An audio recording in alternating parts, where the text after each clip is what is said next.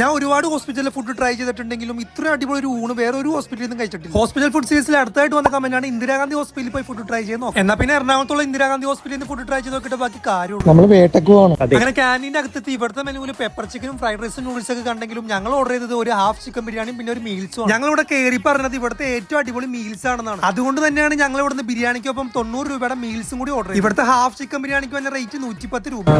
അങ്ങനെ സാമ്പാറും കൂട്ടിയിട്ടാണ് ഞാൻ ഇവിടുത്തെ ഊട് കഴിക്കൽ സ്റ്റാർട്ട് ചെയ്തത്. ബിരിയാണിക്കൊപ്പം സലാഡും അച്ചാറും 2 ചെറിയ ചിക്കൻ പീസുമാണ് കിട്ടിയത്.